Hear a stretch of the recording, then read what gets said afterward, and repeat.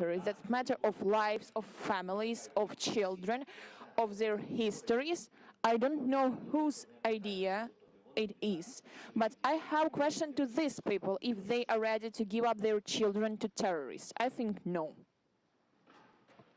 We want to see Ukraine win the war, and as I've said before, winning means Ukraine is a sovereign, independent nation, and that can afford to defend itself today and deter further aggression. That's our objective. Trevor, Reuters. Thank you, sir. First, a question for both of you. Given the Republican skepticism of the Ukraine effort, do you worry that a second term for President Trump would be the end of an independent Ukraine? That's for both of you. And then for you, President Biden, just an update, if you could, on the situation in Gaza, on the reports that Israel has begun flooding Hamas tunnels, and just the offensive in southern Gaza generally. How long do you think that operation should last? Thank you. First of all, with regard to political support for Ukraine, there is a strong bipartisan political support for Ukraine.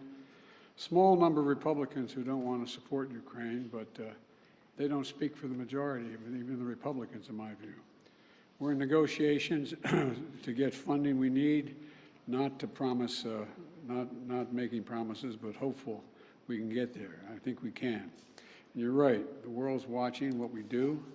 Would just send a horrible message to an aggressor and allies if we walked away at this time, and it would hurt our national security. Do you want me to answer the other question as well? With regard to, say it again? Sorry, so the question was just if you could talk a little bit about the Gaza operation, Israel flooding Hamas tunnels, and if you've had conversations with Bibi Netanyahu about how long that operation should last. Well, I have had conversations with Bibi Netanyahu, and I want to make sure that we don't forget what we're doing here. We have to support Israel because they're an independent nation that's being, I mean, the brutality, the inhumanity, the way in which Hamas treated the Israelis, and I mean, raping and burning and beheading. I mean, it's just beyond comparison, and to anything else that I've seen since I've been here, and I've been around for a long time. But I think that we have made it clear to the Israelis, and they're aware, that the safety of innocent Palestinians is still of great concern. And so the actions they're taking must be consistent with attempting to do everything possible to prevent innocent Palestinian civilians from being hurt, murdered, killed, lost, etc. And look, it doesn't lessen their responsibility going after Hamas for innocent Palestinians and Hamas. Look, we have a responsibility to protect citizens and ensure they have access to humanitarian assistance. That's why I've worked so hard with our Arab friends as well as the Israelis to get humanitarian assistance into Israel, literally getting up to 140 trucks loaded with gear, loaded with food, loaded with everything that is needed by the Palestinians, including fuel. So, you know, Israel has stated its intent to fulfill these responsibilities. It's very difficult. With regard to the flooding of the tunnels, there is assertions being made that there's quite sure there are no hostages in any of these tunnels, but I don't know that for a fact. I do know that, though, every civilian death is an absolute tragedy, and Israel has stated its intent, as I said, to match its words with its intent with actions. That's why I was talking about today.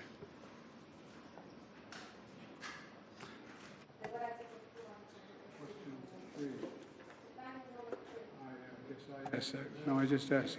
It's your turn. Your turn. Якщо So, addressing your question very quickly, I've been talking a lot with representatives of both parties. Both Democrats and Republicans proved full-pledged support. And we will see, but before this, we've always been trusting in support of our strategic partner, the United States, and we will consider that it will continue in this way, and Ukraine will not remain alone against such a critical terrorist as the Russian Federation.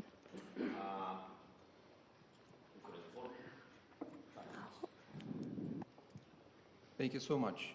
My name is Yaroslav Dovopol, Ukrinform News Agency, Ukraine. Next summer, the United States will host an anniversary NATO summit in Washington, D.C., which raises a lot of hope, especially for Ukraine. President Zelenskiy, what does the Ukrainian side expect from this summit? And do you hope to hear direct invitation for Ukraine to join the alliance? And President Biden, under what conditions is the United States ready to support the initiative of inviting Ukraine to be member of NATO? Thank you.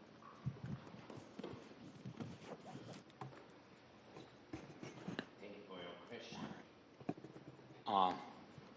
I will answer very quickly on this very complicated question. We are not allies till now. We are allies, but we are not members of NATO. So that's why I think I will pass this question to our big friend, President Biden. Well, look, I'm very proud that how strong and unified NATO has become. And now it's even larger. Putin wanted the federalization of NATO when I met with him in Geneva right after I was elected.